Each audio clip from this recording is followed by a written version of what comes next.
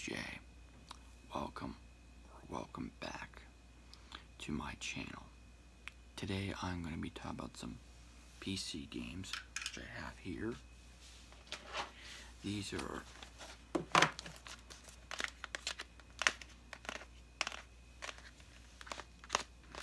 PC games are Star Wars games. I will talk about them, give you some insight on them, and my opinion on them. So let's begin. First one. Star Wars Knights of the Old Republic. This is really good. Really good. Excuse me. You play male or female? Soldier, scoundrel, scout. Your choice. You are a Republic soldier, scoundrel, or scout, and you are on the Endor Spire, which is being attacked by the Sith. You wake up and you realize what's going on. You got a Republic soldier say, "We gotta get help. We gotta get out of here. We gotta make sure Jedi Knight Bashar escapes." The story is that Darth Malak and Darth Revan were Jedi. They led the Republic against the Mandalorians. They were before the war, and they were corrupted by the dark side of the Force, and they built the Sith Empire and built their own army. And then the story. However, before all this happened, maybe before I'm getting to the story, Bashar was on board Revan's ship with a Jedi and capture or kill him. Darth Malak turned on him and killed him, basically turned on his ship. But we'll get to that later. But anyway, you have to go on a journey. You rescue to start the game. You have to rescue Bashar with another companion. You get other companions during the game. You have to rescue Bashar. Then you progress in the game. You have to tell Revan visions of the past where Bashar fought Darth Revan, which you become later on. Find out you have to become trained as a Jedi, so forth. You have to find the Star Match, which leads to the Star Forge, which is a weapon of the Sith that has to be destroyed. You have to stop the Sith, but however, you can also turn to the dark side and become Sith as well. And which means that Sith will rule the galaxy, but it's your choice. But anyhow, you choose your path. You go in the story. I could spoil it, but I don't have to. But you go in the story where there's a twist in the story about your character and what happened in your past, and you understand. It's like, oh, okay, I see why the Jedi did this. Then you can turn or stay with them. It's a good story. I'll read back of this. It says, "Chose your path. It's 4,000 years before the Galactic Empire, and hundreds of Jedi have fallen in battle against the ruthless Sith. You're the last hope of the Jedi Order. Can you master the awesome power of the Force on your quest to save the Republic? Or will you fail to lure the dark side, hero and savior, conqueror? You alone will determine the destiny of the entire galaxy." There's other missions you do on here as well, but I'm not going to spoil the main story, the main plot. The main plot is you have to stop Darth Malak and the Sith, or join the Sith. But I'm not going to say what happens in the game. You have to play this yourself. But this is very, very, very, very good game. On to the next game. This one was okay. It wasn't bad, but it could be better. Not like the story here, where you have a good story. It's a good story. The first one's a good story, but this wasn't bad. But this is Star Wars Knights of the Old Republic 2: The Sith Lords. You are a Jedi Knight whose force been cut because you were with Darth Revan and Darth Malak at the time of the Mandalorians. You went and helped, but however, you didn't stick by, but you were on trial. Spoiler, I'll say that as spoiler, and you left. However, in the game, the Sith attacked you. They don't, or somehow they don't know. The else. They know you're a Jedi somehow. They knew. So you have to form a rag team of companions on your ship, which is the same from the first one. And you have to either go hunt them, you either find the exiled Jedi and find out why they,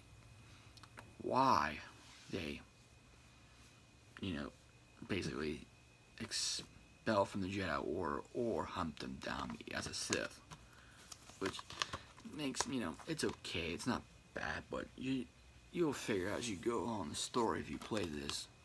It ain't bad. I'll read the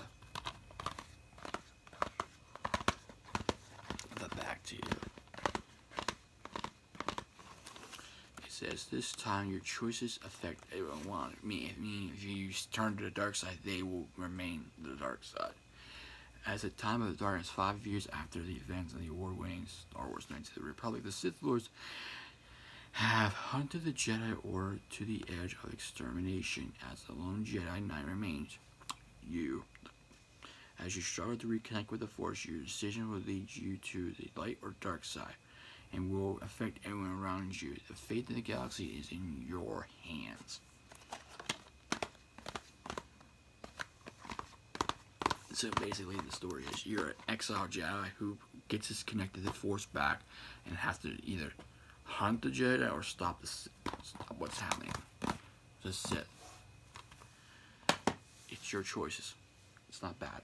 Not a bad game, but it could be better. Next game I have in my hand is Star Wars Jedi Knight 2 Jedi Outcast. You play mercenary later on, turn Jedi, Kyle Katarn, and the story is there is Imperial outpost is taking mining crystals that's resistance to Jedi. You find out a Sith Lord is building later on in the story, he's building an army using these crystals, going to the Vajay and handing these crystals, giving these, say, droids or beings powers of the Force, and he's going to use them to invade the Jedi Enclave hidden on Yavin 4, the old rebel base where Master Skywalker is located. So you have to pretty much stop him, but however, you regain the power of the Force, you regain your lightsaber, and the story goes on. You have to stop him. I forget his name. And you have to go back. It's not revenge, it's like kind of like a redemption story almost. Kind of like redemption of Kyle Katarn, because you play a Jedi. He's a Jedi, but he starts out as a mercenary. It's a good thing because it keeps the Star Wars, and keeps it's basically after Return of the Jedi, the story. Now let's go on to the next one. It's a very good game. This one is Star Wars Jedi Knight Academy. You play a Jaden Core, who build a lightsaber without no Jedi training. And he goes to the academy, you go on missions, and your Jedi Master is Kyle Katarn.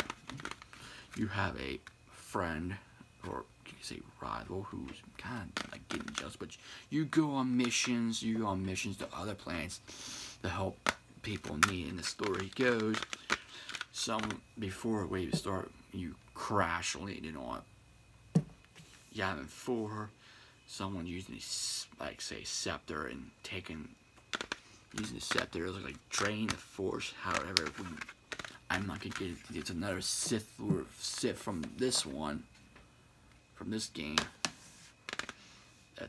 is using it, and she's gonna bring back a fallen Sith, a dead Sith, Marco Ragnos, and you have to stop him from doing that, from happening. So either way you can. This one also, you decide Jaden's Fate, you can also turn the dark side later on in the game, but you get to choose have one lightsaber, carry two lightsaber, or have the famous Darth Maul lightsaber, the double blade lightsaber. But overall, basically you're going through missions, you're gaining your force powers. It's not bad, but the plot is you have to stop the Sith from bringing back Mark Ragnos in the story. But however, you're still doing missions and stuff. You go to different planets, Tatooine for June, Coruscant, etc. Not bad game, I'll read that to you. It says, customize your character by defining both looks and gender before entering the academy and learn the powers and dangers of the Force. Constructing your own lights from hand to blade. As you progress, discover the power wielding two lightsaber or the ultimate double blade lightsaber made famous by Darth Maul. New vehicles, weapons, force powers, and Star Wars locations, unique level selections, since it allows you to choose your own missions and adventures. 6 multiplayer modes, including team-based slate mode and 2-player one power dual fight in 23 multiple areas. A lot online, but I just mainly stick to the story. Okay, the last one. Sorry about my voice though. I do apologize. This was 2 games into 1 disc. This is Star Wars Empire War. Basically, you're the field commander. Let's start with this one. Empire War. Basically, you're the field commander. You need to choose your side. Rebels or Empire. You build bases. You build your troops. You build your forces. You build your starships, your cruisers, and you fight. You go on different areas of the Star Wars universe, like planets, Tatooine, Kashyyyk, Coruscant, Rylon, Naboo, planets. You control till you wipe the enemy out completely. Empire or Rebels. It's simple, not hard. You have a story. You can do story with you Rebels and Empire. You have a story there. Now let's go to Empire Forces of War. Empire War. Forces of Corruption. You play Tiber Zan. You're basically the third party. Pirates. They have pirates. Hot gang. However, there's a story to that, which is more shit. You still say the same thing as the first one. You build up, but however, they add the third part, the third group, where you can corrupt the galaxy. You could be Rebels, Empire, or Tiber Zan. Tiber Zan. Criminal leader, notorious, like Jabba the Hutt. Basically, you corrupt. You do his story. You can do his story. So basically, he can do his story with his team. You corrupt the galaxy. You can corrupt the galaxy. Corrupt the galaxy, or free the galaxy, or keep the galaxy under darkness control with the Empire. It's your choice, but the story is pretty good. There is something good. And I forgot to mention this one. If you're the Empire, you can control the Death Star and blow planets up, which is awesome. So, these 2 games are very good. If you find, I recommend get it. It's very good. If you're thinking, oh boy, not very good, but you're basically in control of your forces, and you free the galaxy or keep the galaxy under control, or corrupt the galaxy. It is really, really good. Do a little more tapping. I'll read it back. Command or corrupt. The entire galaxy in the fine Star Wars strategy and collection in a time of the galactic war, you will take up the remains of the rebellion, assuming control of the Empire, or rule Star Wars underground. So, I'll read Empire War. From the lives of soldiers to the depths of planets, you are the supreme galactic commander, which is you, Rebels or Empire in Empire War. Conquer or liberate over 80 ground and space locations. It's a lot. Command iconic characters such as Obi-Wan Kenobi, Darth Vader, and more. Pilot X-Wings and things, TIE Fighters, or command a fleet of the Star Destroyers in space. Yep. Now, on to Star Wars Forces of Corruption. As Tiber Zan, you will become the most notorious criminal leader since Jabba the Hutt. Command over 28 28 underworld units and new rebel or imperial forces on 13 new planets. Excuse me. Experience 3 factor-based battles, and you play the same side against each. Play as the same side or against itself. Take advantage of the new game play tactics like piracy, kidnapping, and bribery. which is very good. I mean, if you're looking to kill some time, help you relax, this one would be a good one for it. It's not hard, but maybe later on I'll make a video showing how you play these 2 games. They're very, very, very, very good. Alright, that's all I have to say, but I'll get back to Star Wars Knights of the Republic. Well, I mean not, but I should tell you, but basically, these are good games. They're PC games. I have mostly Star Wars. I have other ones. I also did one with backyard hockey, which is hockey, but just NHL pros turning to kids. You have other backyard kids. You also create players, but you can check that video. I made some 1, 2, 3 ASM artists. Myself, my nephew, a crate player, and a reactor. But you can check that out. I had some of those up. But overall, that's my thoughts on Star Wars PC games. I hope you like my video. My tapping was okay. I hope I help you relax during this. Not real loud. Sorry about my throat. Still balanced through it, but that's all I have to say about that. I hope you will please like, comment, subscribe, and hopefully you check these games out. I will see everybody in the next video. I hope you have a good day or a good night. I'll see you later. Bye.